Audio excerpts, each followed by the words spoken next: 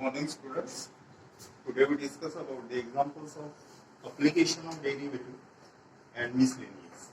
So see the example number 70. A wire of length L is cut into two parts. Wire of length. इसका wire whose length is L. आता या वायरला दोन part मध्ये cut केलेला आहे.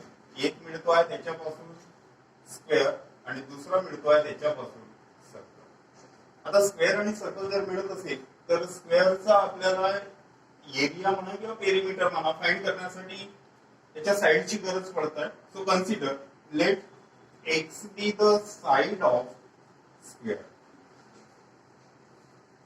Side of square and सर्कलचा जर आपल्याला एरिया म्हणा किंवा एरिया जर फाइंड करायचा असेल तर आपल्याला रेडियसची गरज पडतोय and R be the radius of circle. आता दिलेली कंडिशन काय आहे?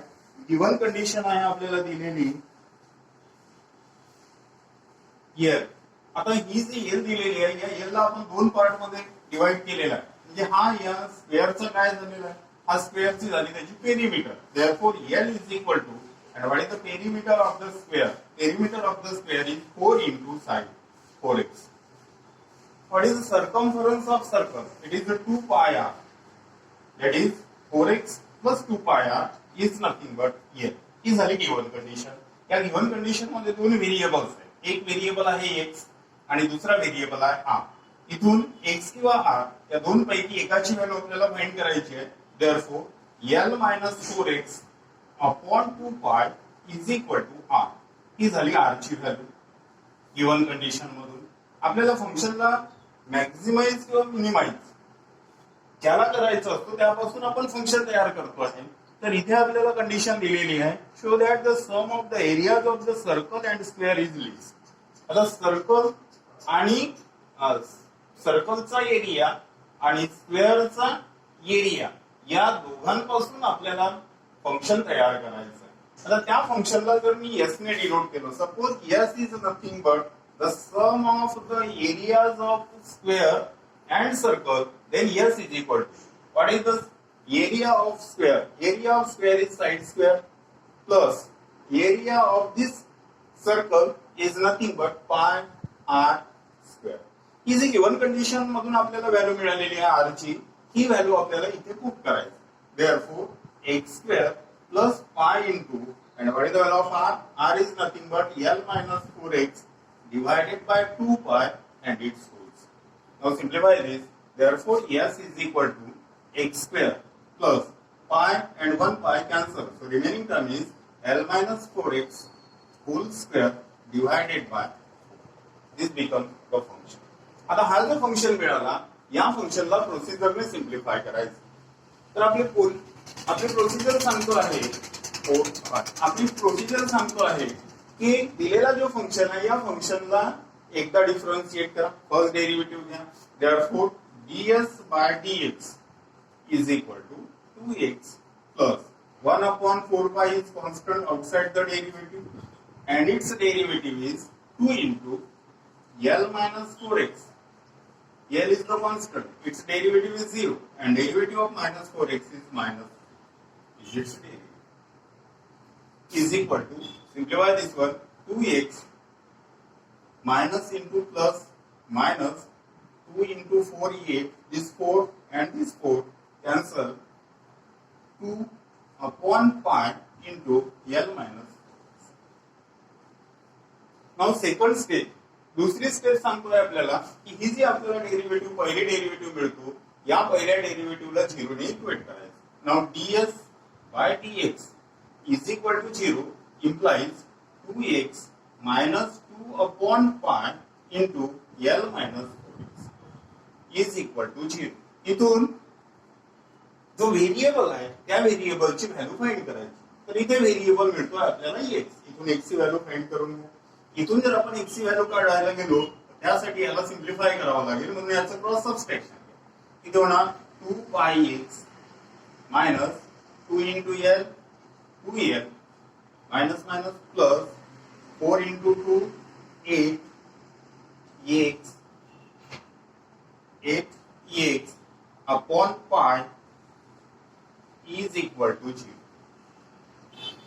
Is equal to 0. आता एवढं झाल्याच्या नंतर इथून x ची व्हॅल्यू फाइंड करायची आपल्याला. So find the value of x.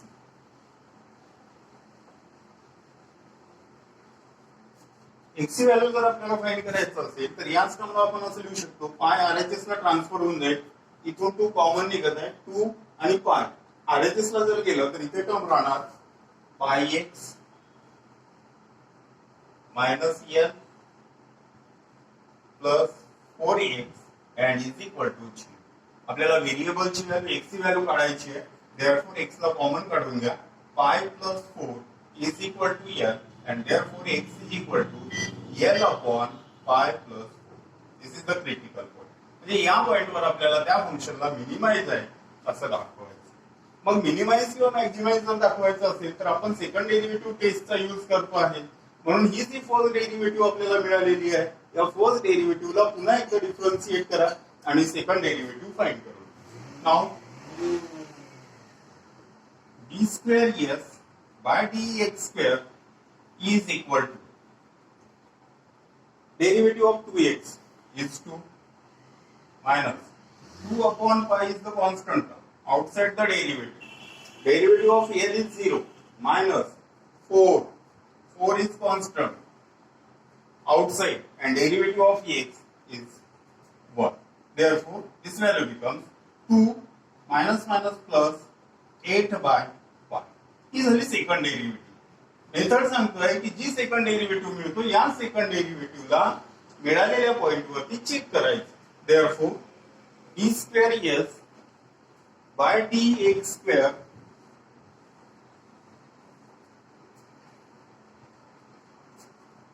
d2s by dx square at x is equal to l upon pi plus 4 is equal to. Now what is 2? 2 is a constant. आता x is equal to l upon pi plus 4 एवढी value put करायची आपल्याला. म्हणजे x च्या ठिकाणी ही value put करायचं आहे. पण ही जी सेकंड डेरिव्हेटिव्ह मिळत आहे या सेकंड डेरिव्हेटिव्ह मध्ये आपल्याला x हा व्हेरिएबल दिसत नाहीये. मग 2 कॉन्स्टंट आहे, 8 बाय पाय सुद्धा कॉन्स्टंट आहे. याचा अर्थ या पॉइंटवर सुद्धा ती व्हॅल्यू तेवढीच राहणार 2 plus 8 by pi. Now 2 is positive, 8 also positive, pi is also positive. So addition of two positive term is again positive. That is second derivative at this point is greater than 0. आणि ज्या पॉइंटवर second derivative ही greater than 0 मिळत असेल त्या पॉइंटवर function कसा मिळतोय आपल्याला minimum मिळतो आहे. म्हणून आपण याला लिहू शकतो आहे therefore sum of the areas of square and circle is minimum at x is equal to l upon pi plus या पॉइंटवर आपल्याला मिळणार. पण दुसरी कंडिशन असं केलेलं आहे, पुन्हा शो करा म्हणतो तो, if the radius of circle is half the side of the square.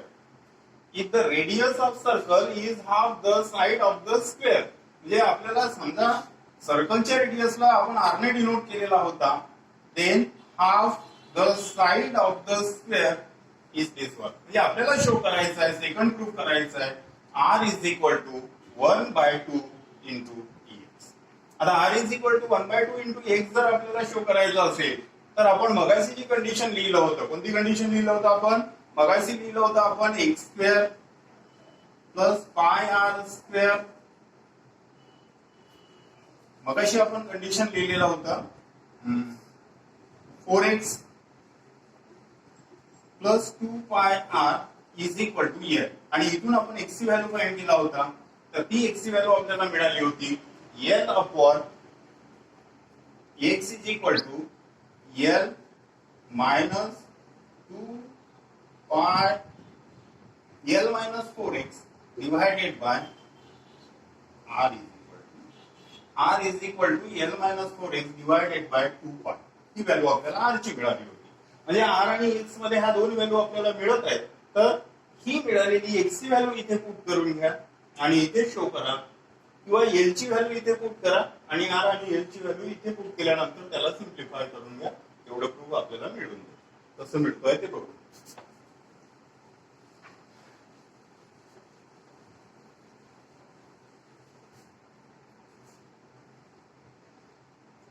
we know that r is equal to L minus 4x divided by 2 pi. He value आपण काढलेलो होतो मगाशी.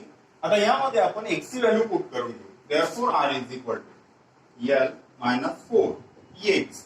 X is nothing but L upon pi plus 4 divided by 2 pi.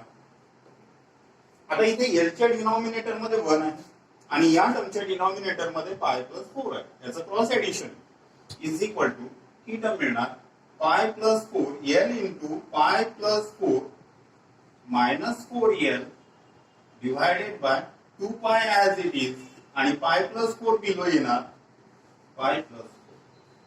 या ब्रॅकेटला जर आपण simplify केलं समजा तर आपल्याला व्हॅल्यू मिळते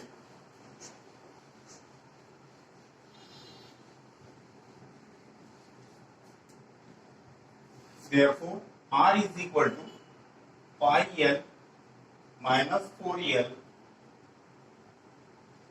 plus 4L minus 4L divided by 2 pi into pi plus is equal to this 4L minus 4L cancel. Now remaining term is r is equal to pi L divided by 2 pi into pi plus 4.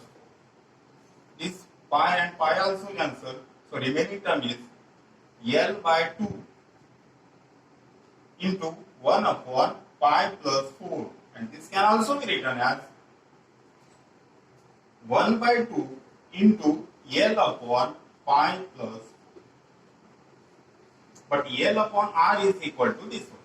But L upon pi plus 4 is nothing but x. याच्या पूर्वीच आपण find केलेला आहे, and therefore r is equal to half of x. So radius of circle is half of the side of the square is your complete. So in this way we simplify the examples of minimize and maximum. See the second example, last example 21. Find the maximum and minimum values of the function. आता minimum आणि maximum value आपल्याला find करायचे, value find करायचे. Value find करण्याचे example आपण याच्या पूर्वी घेतलेलो आहे. आणखी एक एक्झाम्पल बघू आपण. Find the minimum and maximum value of the function f of x is equal to cos square x plus sin x. आता मिनिमम किंवा मॅक्सिमम व्हॅल्यू फाइंड करण्याची मेथड आहे की दिलेल्या फंक्शनची फर्स्ट डेरिव्हेटिव्ह फाइंड करणे. याला डिफरन्शिएट करून घ्या. Therefore f dash x is equal to derivative of this term is 2 cos x into minus sin x plus cos x. पहिली डेरिव्हेटिव्ह काढून झाल्याच्या नंतर याच टर्मला आपण लिहू शकतो minus sine is outside 2 sin x into cos x is nothing but sin 2x plus cos x. Second step आहे की ही जी पहिली डेरिव्हेटिव्ह मिळाली आहे या पहिल्या डेरिव्हेटिव्हला 0 ने इक्वेट करा. Therefore f dash x is equal to 0 implies minus sin 2x plus cos x is equal to 0. 0 ने इक्वेट केल्यानंतर इथे जो व्हेरिएबल आहे त्या व्हेरिएबलची व्हॅल्यू फाइंड करा. इथून आपल्याला आता व्हॅल्यू फाइंड करायची आहे. Therefore याच टर्मला आपण लिहू शकतो minus sin 2x is nothing but 2 sin x into cos x plus cos x is equal to 0. इथून cos x ही टर्म कॉमन निघत आहे. cos x ला कॉमन काढून घ्या. cos x is outside. Now remaining term is minus 2 sin x plus 1 is equal to 0. Now product of these two terms is equal to 0. It means that one of them is equal to 0. Therefore this can be written as either cos x is equal to 0 or minus 2 sin x plus 1 is equal to 0. Now cos x is equal to 0. What is the value of x now? Therefore x can be written as x is equal to cos inverse 0. Cos inverse 0 चा meaning आहे की cos च्या कोणत्या अँगलची value ही 0 राहतोय. मग कोणत्या अँगलची व्हॅल्यू 0 राहतोय? Therefore x is equal to pi by 2. cos pi by 2 is equal to 0 होतो. म्हणजे इथून आपल्याला x ची व्हॅल्यू मिळतोय pi by 2. इथून फाइंड करा. Therefore minus 2 sin x is equal to minus 1. Therefore sin x is equal to 1 by 2. आता sin x is equal to 1 by 2. Therefore x is equal to sine inverse 1/2. It means साईनच्या कोणत्या अँगलची value ही 1/2 राहतोय, म्हणून याला लिहू शकतो आहे आपण x इज इक्वल टू कोणत्या अँगलची व्हॅल्यू 1/2 राहतोय 30 डिग्री, आणि 30 degree means π/6 radian. So we get the two values of x. One is x is equal to π/2. These are two critical points, and another is x is equal to π/6. आता या दोन्ही पॉइंटवर आपल्याला फंक्शनला check करायचं. फंक्शनला check करायचं आहे म्हणजे चेक आपण सेकंड डेरिव्हेटिव्ह पासून घेतो आहे, म्हणून या फंक्शनला पुन्हा एकदा डिफरन्शिएट करावं लागेल.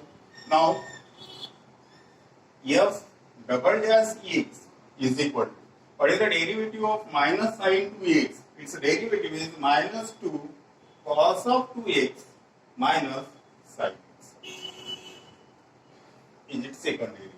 आता ही जी सेकंड डेरिव्हेटिव्ह आपल्याला मिळालेली आहे, या सेकंड डेरिव्हेटिव्हला या मिळालेल्या दोन्ही पॉइंटवर आपल्याला चेक करायचं. एका पॉइंटवर पॉझिटिव्ह असेल तर एका पॉइंटवर निगेटिव्ह असेल. कोणत्या पॉइंटवर काय मिळतोय तेवढं बघू. नाव f double dash x at x is equal to π/2 is equal to, या सेकंड डेरिव्हेटिव्ह मध्ये x ची व्हॅल्यू π/2 पुट करूया. किती होणार मग -2 cos of 2 into π/2 minus sin π/2. इथून 2 आणि 2 कॅन्सल झाला, इथे उरेल cos π. The value of cos π is -1. -1 into this -2, it is 2. Minus sin π/2 is 1, means 2 minus 1 is equal to 1, and 1 is positive, it is less than 0. याचा अर्थ π/2 या पॉइंटवर फंक्शनची second derivative आपल्याला लेस दॅन 0 मिळतो आहे. फंक्शनची सेकंड डेरिव्हेटिव्ह ही ग्रेटर दॅन 0 मिळतो आहे, आणि ग्रेटर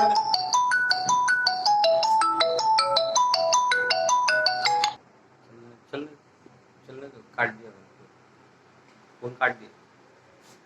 ग्रेटर दॅन 0 मिळतो आहे, आणि ग्रेटर दॅन जर 0 मिळत असेल तर त्या पॉइंटवर फंक्शन हा कसा असतो, मिनिमम असतो. Therefore function is minimum at x is equal to π/2. आता फंक्शन तर मिनिमम झालं, मग याची मिनिमम व्हॅल्यू किती, तर ज्या पॉइंटवर फंक्शन हा मिनिमम मिळत आहे त्याच पॉइंटवर फंक्शनची मिनिमम व्हॅल्यू सुद्धा असेल. म्हणून ही मिळालेली व्हॅल्यू, जो कोणता फंक्शन आपल्याला दिलेला आहे या फंक्शनला आपण इक्वेशन 1 ने डिनोट करून घेऊ, या फंक्शन मध्ये पुट करा. And it's minimum value is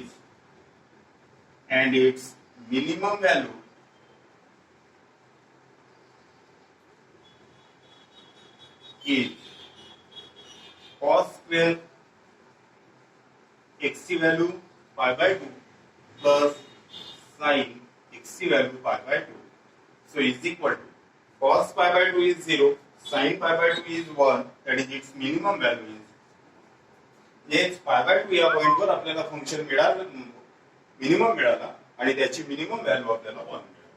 मग दुसरा पॉइंट आहे π/6. तर या पॉइंटवर फंक्शनची व्हॅल्यू काय मिळतो आहे,